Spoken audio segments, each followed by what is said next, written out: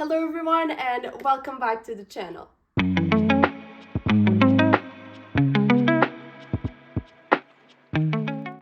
For the ones who are new here, my name is Maria, I am 22 years old and I moved to Norway alone 2 years ago to pursue my dream.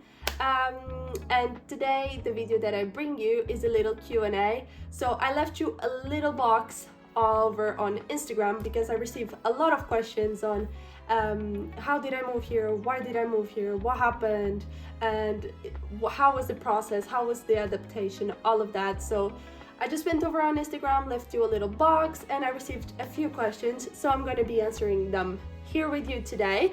And I hope you enjoy. Also, if you don't follow me on Instagram, what are you doing? Go follow me over there, just be able to participate in all of these Q&As and activities that I do over there. I promise I'll be more active over on Instagram, and I also have a TikTok page that I'm trying to boost, so go also check my TikTok. I also will try to post more often over there. But without overdue, let's jump into our video. So because I'm using my dear phone to record here today, I'm gonna be serving my tablet to read your questions. So let's jump into the first one. And the first one is, tell us a little bit about your story, about ballet, and about your new education.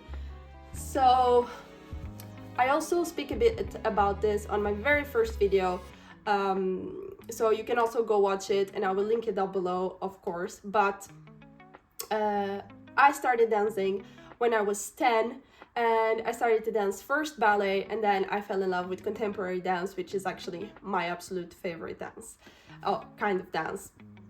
And I did 12 years, if I'm not mistaken, 11 years of dance training every day.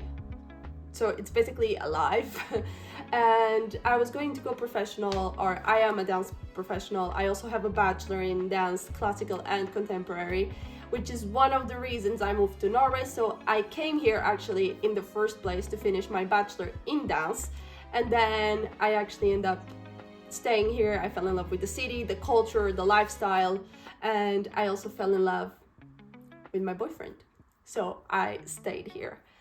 Ballet-wise, ballet and dance in general is a very competitive world, and I saw here in Oslo, Norway, I saw a massive opportunity into staying and get a new perspective of what the art field was, because I don't know if you're aware. If you're not, side note, Portugal does not care about their cultural side at all, which is kind of sad, actually extremely sad, because they do not invest in culture at all, especially when we talk about dance and more performative arts. They're very frequently put aside, and then they just do these massive TV competitions, and they are not accessible to everyone, and they invest most of their money there. So part of the art setting in Portugal is a very dramatic and problematic area. And then I saw in Norway the exact opposite. They invest a lot in the arts, all of the arts, especially performing arts. They invest a lot in give the kids a taste of culture from all kinds of places, from all around the world, from all of the different identities. They actually promote a lot, going to museums, going to art galleries, going to dance shows. Here the opera is the Oslo Opera House is one of the biggest landmarks in Oslo, and all of the shows are always booked and full. It's absolutely insane. And I saw here a new opportunity to start fresh, and I took it. So I came to Norway about 2 years ago now, first as a student, now working. And unfortunately, during this process, I've kind of fell out of love with dance, and that actually forced me into finding some other paths to myself. It doesn't mean I'm not dancing. I still absolutely love dance. I still am dancing. I'm still auditioning. I already participated in one project, one actually big project, and absolutely fantastic. And I'm also looking for teaching positions as a dance teacher, which is something that I absolutely love to do. But it was also an opportunity for me to actually approach and find another areas that I love, such as marketing and publicity and communication, which is one of the reasons why I am starting this YouTube channel in the first place. Because it is something I always dreamed of, and it's something I actually love to do. I love to communicate with people, I love to help people, and I love this form of entertainment also. So yeah, so to finalize, I am taking another education. Yes, I am also taking marketing management now, is my second bachelor, and I am extremely happy to be taking on this new adventure. I absolutely love the course, is absolutely magnificent, and I can say so far I'm thriving in it. So I'll give you an update in 2 years when I actually end the course, and I'm desperate. We'll talk about that then. So, second question. Was it hard for you to adapt to the gastronomy? I'm so sorry, some of these questions are written in Portuguese because they are made from Portuguese people, so I will try to translate as fast as I can, but my brain is not braining. As you can see, I'm sick still, so it takes some time. But was it hard for you to adapt to the food and lifestyle? So, actually here in Norway, their food, if we talk restaurant-wise, is the exact same thing as back in Portugal. Of course, it has some differences, but restaurant-wise, it's a lot of Italian restaurants, it's a lot of Chinese restaurants, Japanese restaurants, is a lot of other cultures restaurants, and it's very actually hard to find one like Norwegian restaurant that specifically cooks Norwegian food.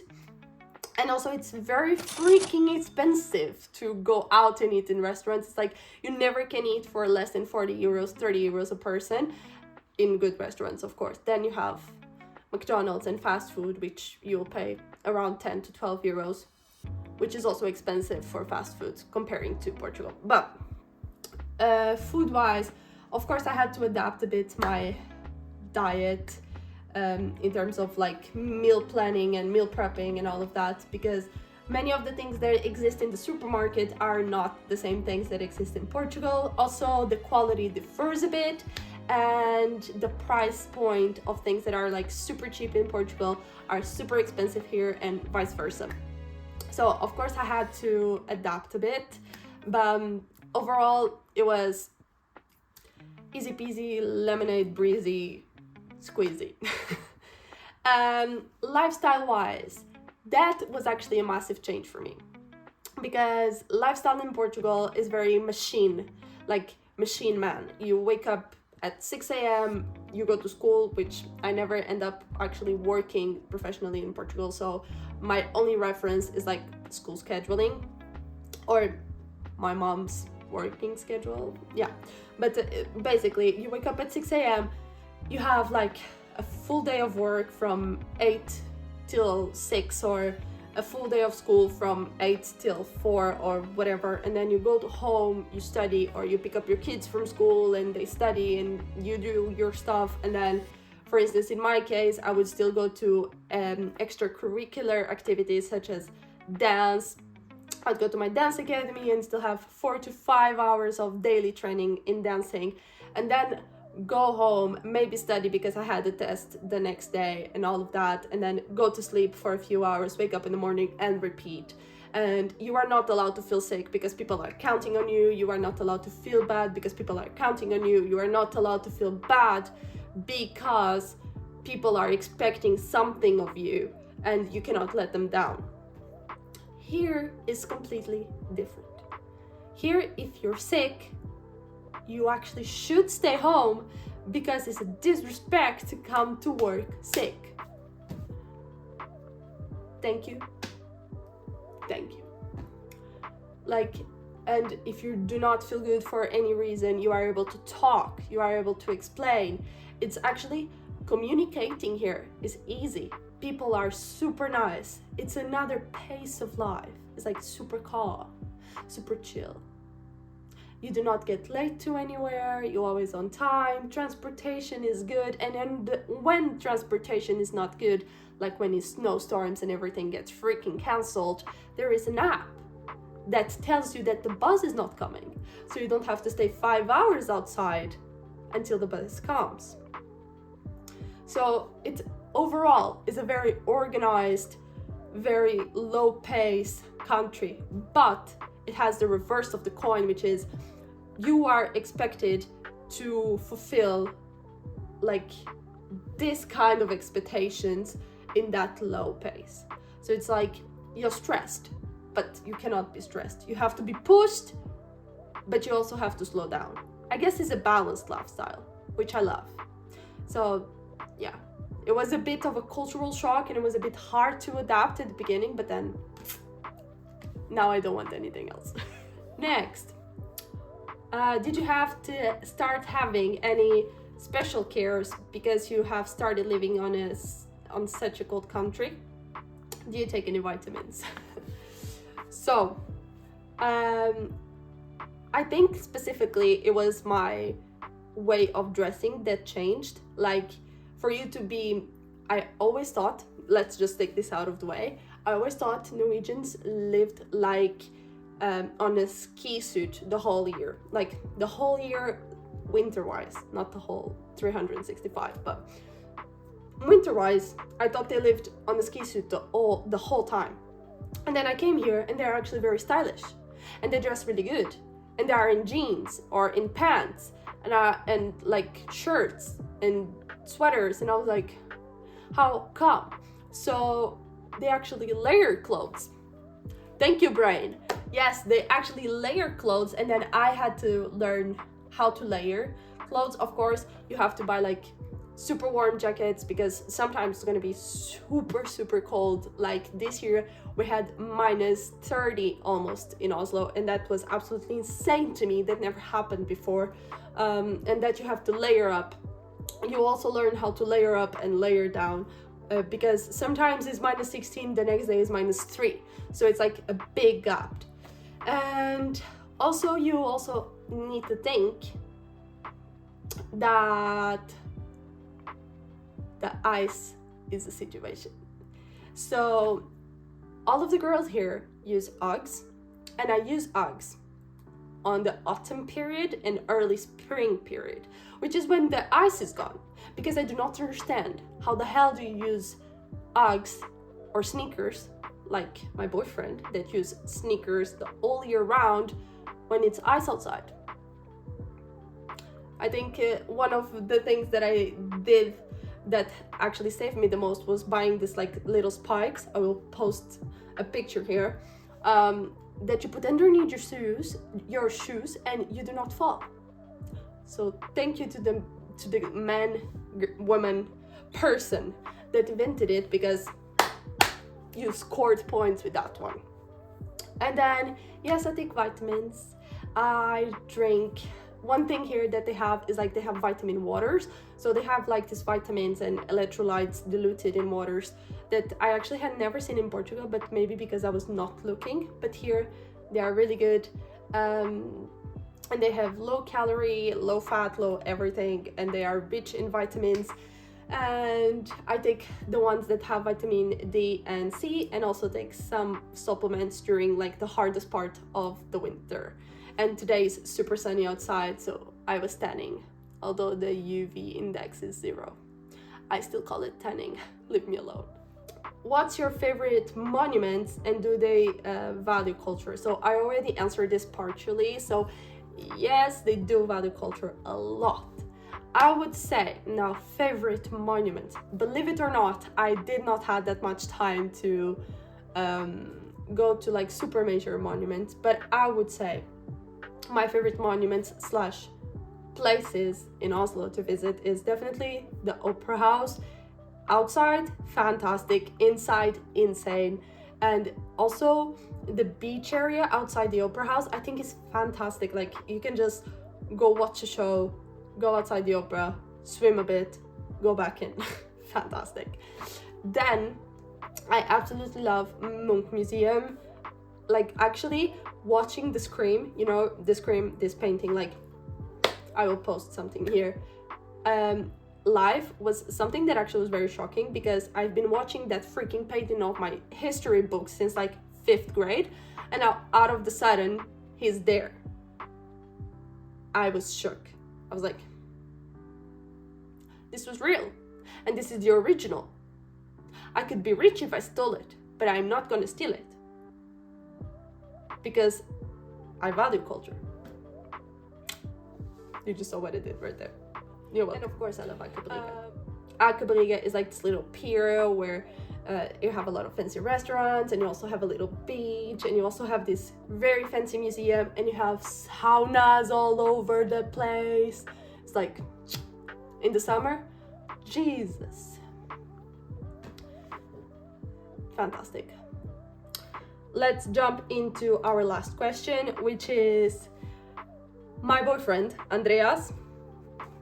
They're asking does Andreas prefer the codfish like you eat it in Norway, or the codfish like you eat it in Portugal? For the people that do not know, and I did not know this, and this was very shocking to me, Norwegians do not have salted codfish. Salted codfish, Norwegian codfish, not the same. We prefer salted codfish, of course. I just don't understand why fresh codfish, and then why is it codfish so expensive if you are literally the codfish country? Like, I can literally go to Portugal, buy the codfish, ship it to Norway, and it would still be cheaper. This is a legit question. But yeah. Answering this question also, Andreas prefers the codfish like they do it in Norway. It's just because he grew up this way, and also you can also salt it or take off the salt. For him, it's like the fish was never salted, so when I actually added salted to the cod, he was actually shook. But he loves it, and he absolutely loved every dish he tried in Portugal, so yeah, fantastic. So this was everything. These were the questions I selected to answer here with you today. I hope this helped you a bit to know a bit about myself and about my situation, how I live, and all of that. If you have any more questions, or if you actually like this kind of video, I can also do another one. So just let me know on the comments. Let me know if you have any suggestions, any wishes for future videos, or any questions you actually would like me to answer in the future. I read all of my comments, I answer all of my comments, also because there are not many, but I do it. So yeah, don't forget to comment, like, and subscribe to the channel. This helps a lot. If you also want to share this video with your friends, with your mom, with your girlfriend that is moving to Norway for studying, with your friend that wants to visit Norway, what you're doing, share with them. Help a girl out. Well, I hope you enjoyed it. I see you very soon.